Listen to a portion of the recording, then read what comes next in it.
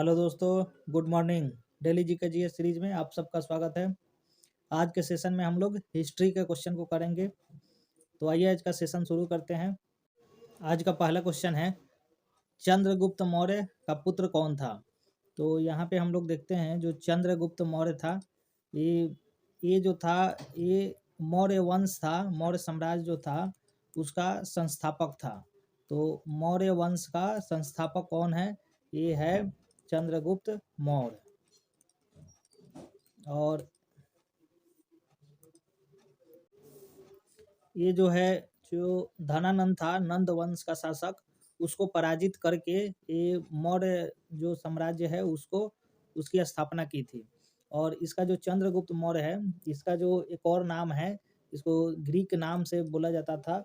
और ये जो ग्रीक नाम है इसको बोलते थे लोग सेंड्रोकोटस। तो इसको नोट करिएगा लोग। तो सेंड्रोकोटस जो है ये चंद्रगुप्त मौर्य को बोला जाता था। और ये जो नाम है ये नाम दिया था वी स्मिथ ने दिया था। तो एक वी स्मिथ यूनानी था जिसने चंद्रगुप्त मौर्य का नाम सेंड्रोकोटस बोला था। और चंद्रगुप्त मौर्य के बारे में और पॉइंट हो जाएगा कि ये जो है धनानंद को जो पराजित किया था वो किसकी मदद से किया था? तो चाणक्य की मदद से किया था। तो इसके गुरु का नाम था चाणक्य।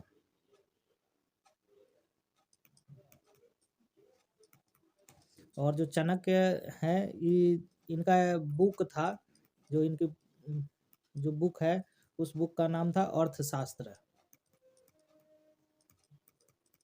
तो अगर पूछा जाएगा कि जो अर्थशास्त्र है वो किसकी रचना है, वो है चाणक्य की।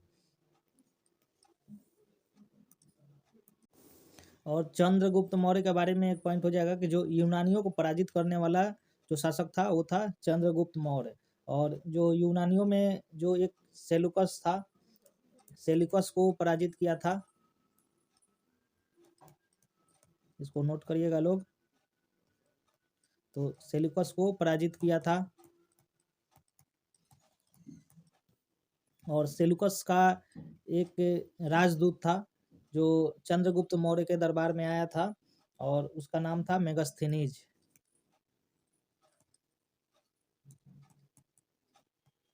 और जो मेगास्थनीज है इसकी जो बुक थी, इसकी जो रचना थी उसका नाम था इंडिका। इंडिका तो इंडिका पुस्तक जो है वो किसकी रचना है? वो मेगास्थनीज की है। तो ये सब पॉइंट हो गए चंद्रगुप्त मौर्य के बारे में। और इस क्वेश्चन में पूछा गया कि चंद्रगुप्त मौर्य का पुत्र कौन था? तो वो जो पुत्र है वो था बिंदुसार।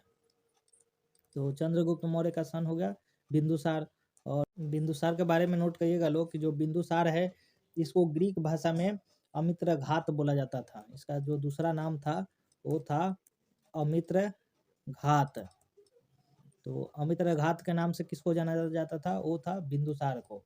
और बिंदुसार के बारे में एक और इम्पोर्टेंट पॉइंट है कि जो जैन धर्म है, तो जैन धर्म में एक सेक्ट था और उस सेक्ट का नाम था आजीवक।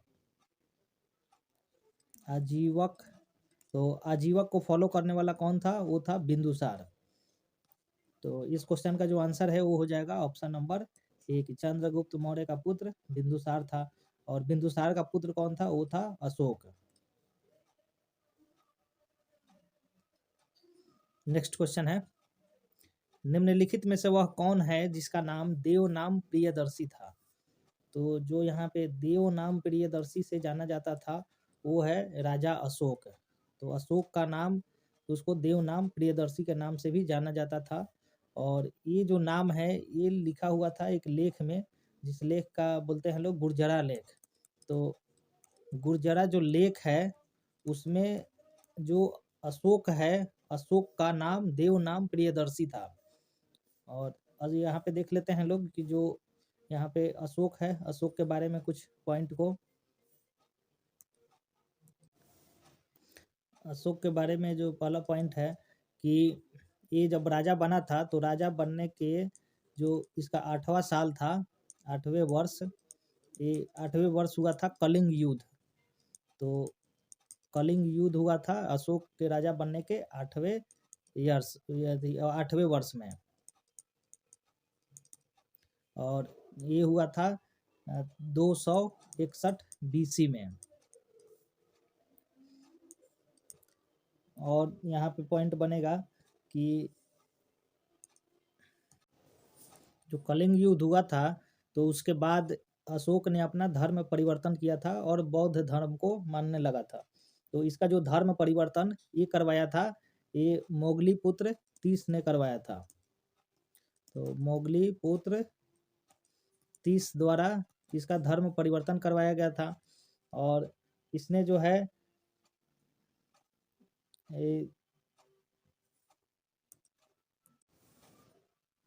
तीसरी जो बौद्ध संगीति हुई थी वो करवाया था अशोक ने, तीसरी बौद्ध संगीति, और ये हुआ था 250 BC में।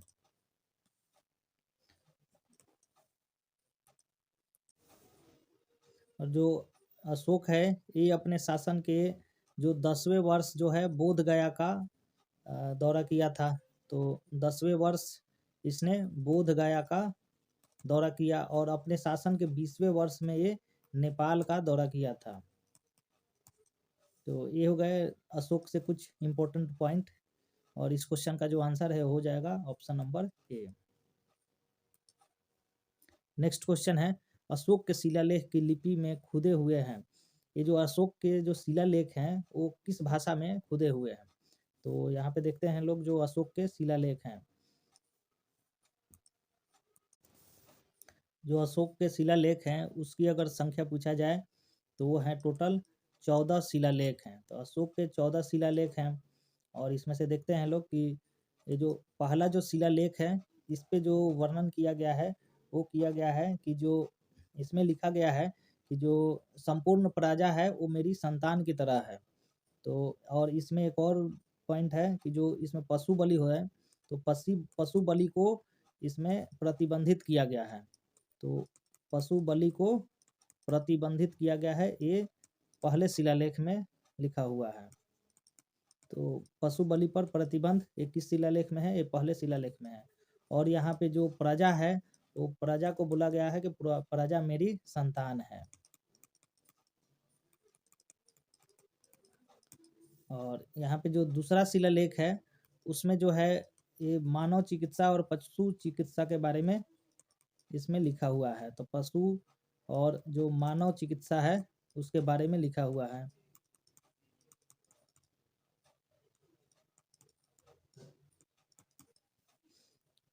और यहाँ पे जो तीसरा जो शिलालेख है इसमें लिखा हुआ है कि अधिकारियों को आदेश दिया गया है। इसमें जो अधिकारी हैं जो अशोक के समय में अधिकारी थे तो अधिकारियों को आदेश दिया गया है दौरा करने के लिए। तो अपने क्षेत्र में दौरा करने के लिए अधिकार दिया गया है, आदेश दिया गया है। और ये शिलालेख में, ये तीसरे शिलालेख में लिखा हुआ है। और यहाँ पे और देख लेते हैं लोग कि जो इम्पोर्टेंट जो शिलालेख हैं, जैसे 7वां जो शिलालेख है ये तो पहला पॉइंट इसमें ये हो जाएगा कि सबसे लंबा है ये। तो सबसे लंबी जो शिलालेख है वो कौन सी है? वो है 7वीं शिलालेख। और इसमें जो है 7वीं शिलालेख में ये सहिष्णुता की बात की गई है। जो सहिष्णुता होता है उसके बारे में बात की गई है। और यहाँ पे जो 13वां शिलालेख है, जो 13वां शिलालेख है इसमें वर्णन है कलिंग युद्ध का। जो कलिंग युद्ध है वो वर्णित है 13वें शिलालेख में। और ये सब जो शिलालेख हैं वो इसकी जो भाषा थी वो थी ब्राह्मणी लिपि में लिखी गई है। तो ब्राह्मणी लिपि में ये अशोक के जो शिलालेख हैं वो लिखी गई है। ये 14 जो शिलालेख हैं इसके अलावा जो अशोक के 7 स्तंभ लेख भी हैं। तो 7 स्तंभ लेख हैं। तो अशोक के 14 शिलालेख हो गए और 7 स्तंभ लेख हैं। और इसमें जो है जैसे टोपरा पिलर है, मेरठ का पिलर है, सांची का पिलर है और प्रयाग पिलर है, और लौरिया नंदनगढ़ है, रामपुरवा पिलर है। ये 7 स्तंभ लेख हैं। और इस क्वेश्चन का जो आंसर है कि जो अशोक के शिलालेख हैं वो ब्राह्मणी लिपि में लिखे गए हैं। तो इस क्वेश्चन का आंसर हो जाएगा option number B.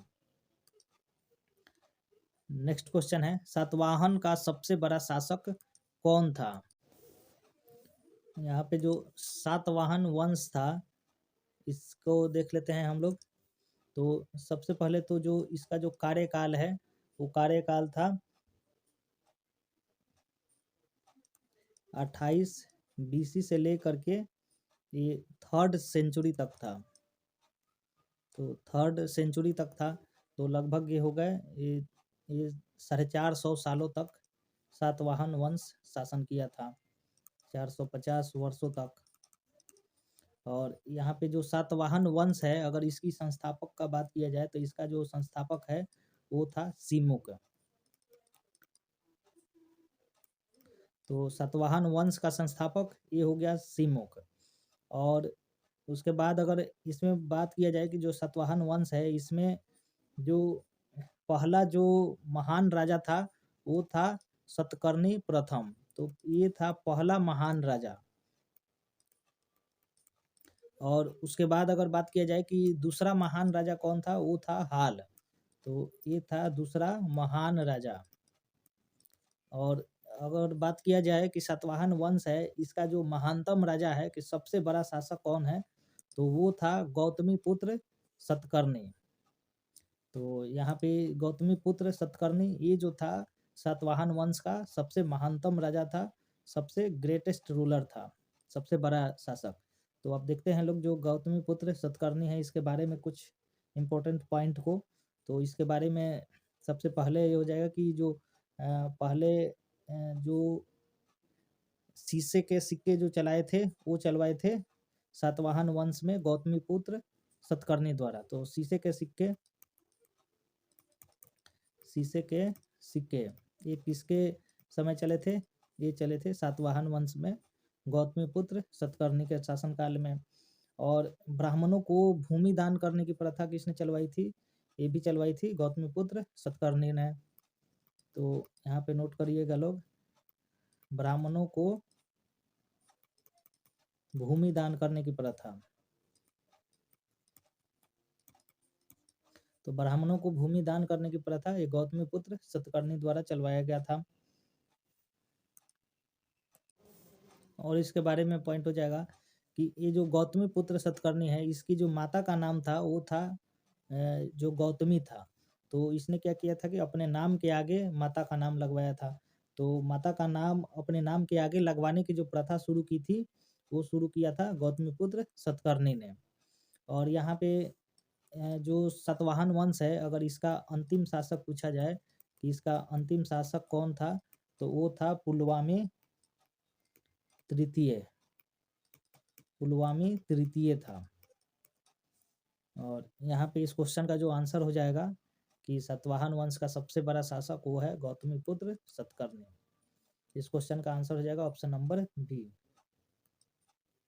Next question है, बौद्ध धर्म का संरक्षक कुषाण शासक कौन था? तो यहाँ पे कुषाण शासक था वो क्या था, वो बौद्ध धर्म का संरक्षक उसको बोला जाता था।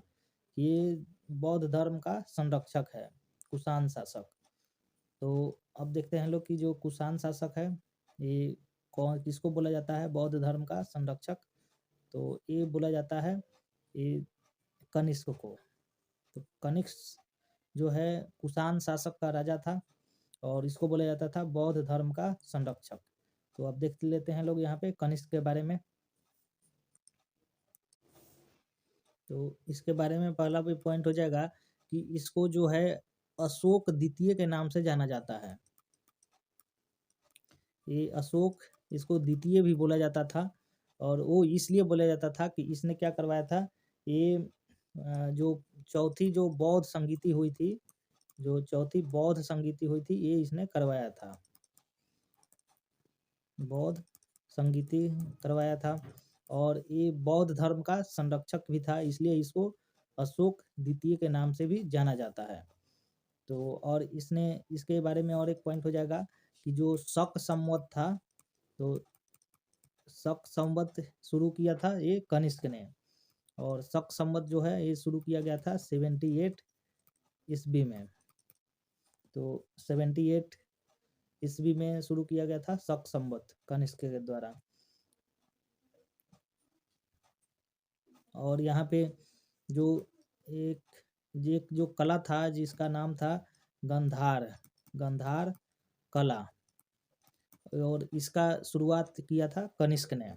और जो गंधार कला है ये जो था, जो ग्रीक कला होती है, और ग्रीक कला और बौद्ध कला दोनों का मिक्सचर था गंधार कला, और ये शुरू करवाया गया था। इसका जो विकास हुआ था वो कनिष्क के समय में हुआ था।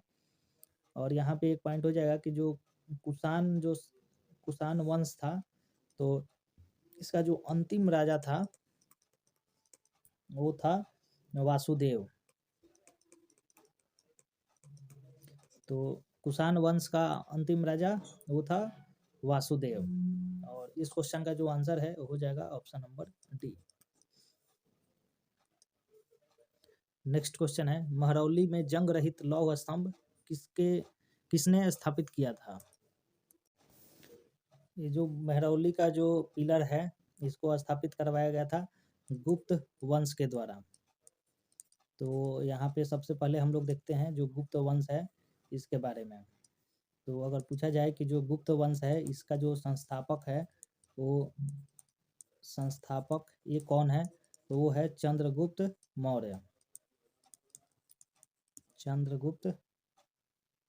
यहाँ पे चंद्रगुप्त ये प्रथम है यहाँ पे। तो गुप्त वंश का संस्थापक चंद्रगुप्त प्रथम। और यहाँ पे जो चंद्रगुप्त प्रथम है, अब देखते हैं लोग इसके बारे में कि इसने जो है एक टाइटल ग्रहण किया था, उसको वो टाइटल था महाराजा धीराज। तो महाराजा धीराज की उपाधि किसने धारण की थी? वो चंद्रगुप्त प्रथम ने की थी।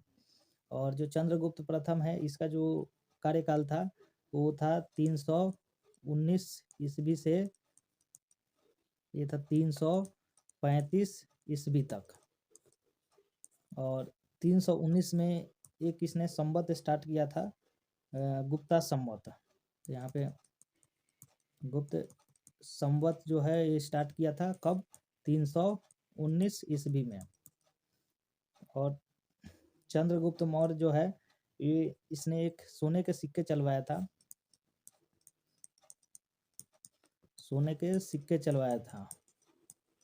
और जो सोने का सिक्का है इस पे जो है लिखा हुआ था चंद्रगुप्त प्रथम और कुमार देवी कॉइन था इसमें। तो चंद्रगुप्त प्रथम और कुमार देवी, तो और कुमार देवी इसकी वाइफ का नाम था। तो इसके सिक्के इसने चलवाया था, सोने के सिक्के। तो इस क्वेश्चन का जो आंसर है कि जो महरौली में जंग रहित जो लौह स्तंभ है वो गुप्त वंश के द्वारा स्थापित किया गया था। तो इस क्वेश्चन का आंसर हो जाएगा option number A. Next question है, निम्नलिखित में से किसको अपनी विजय के कारण भारत का नेपोलियन कहा जाता था? तो जो भारत का नेपोलियन जो बोला जाता था वो बोला जाता था यहाँ पे समुद्रगुप्त को। तो समुद्रगुप्त को बोला जाता था भारत का नेपोलियन। और समुद्रगुप्त जो है गुप्त वंश का अगला जो शासक था चंद्रगुप्त प्रथम के बाद में वो था समुद्रगुप्त। तो और इसको बोला जाता था भारत का नेपोलियन। और ये जो भारत का नेपोलियन ये बोला था V.A. स्मिथ द्वारा। तो V.A. स्मिथ द्वारा इसको भारत का नेपोलियन बोला गया था। और यहाँ पे देखते हैं लोग जो समुद्रगुप्त है इसने जो है उपाधि धारण की थी, और वो उपाधि था विक्रमांक। यहाँ पे नोट करिएगा लोग। तो विक्रमांक की उपाधि किसने धारण की थी? वो धारण किया था तो समुद्रगुप्त ने। और इसका एक और उपाधि था कविराज। तो कविराज की उपाधि भी समुद्रगुप्त ने धारण किया था। और इसने एक सिक्का चलवाया था, सोने के सिक्के चलवाए थे, और उस पर अंकित किया गया था वीना को। तो वीना को अंकित किया गया था सिक्के पे। तो वीना टाइप कॉइन किसने चलवाया था?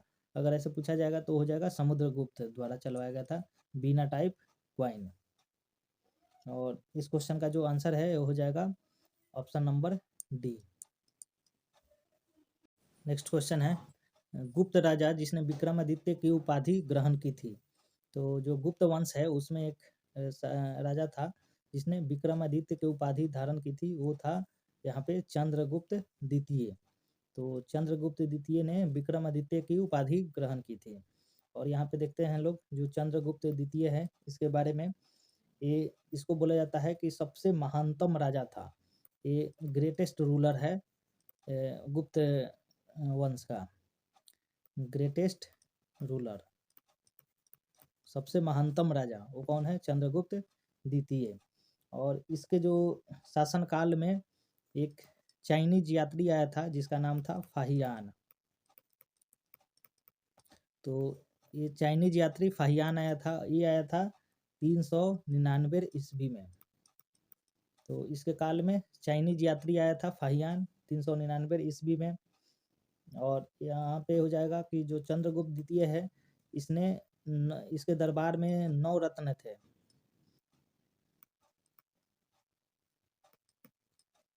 इसके दरबार में 9 रत्न थे यहाँ पे। और इसमें से जो 9 रत्न यहाँ पे सबसे फेमस जो थे वो जैसे कालिदास, यहाँ पे कालिदास हो गया, यहाँ पे धन्वंतरी,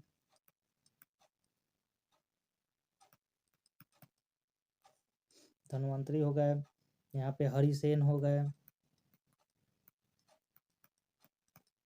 ये सब कौन थे? ये इम्पोर्टेंट, यहाँ पे 9 रत्न थे चंद्रगुप्त द्वितीय के दरबार में।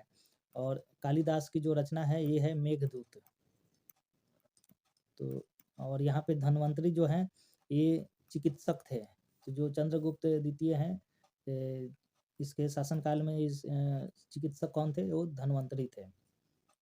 तो इस क्वेश्चन का जो आंसर है कि जो विक्रमादित्य की उपाधि ये चंद्रगुप्त द्वितीय ने धारण किया था। इस क्वेश्चन का आंसर हो जाएगा ऑप्शन नंबर सी। अगर ये वीडियो अच्छी लगी हो तो इसको लाइक करिए, शेयर करिए और चैनल को सब्सक्राइब करिए। Thank you.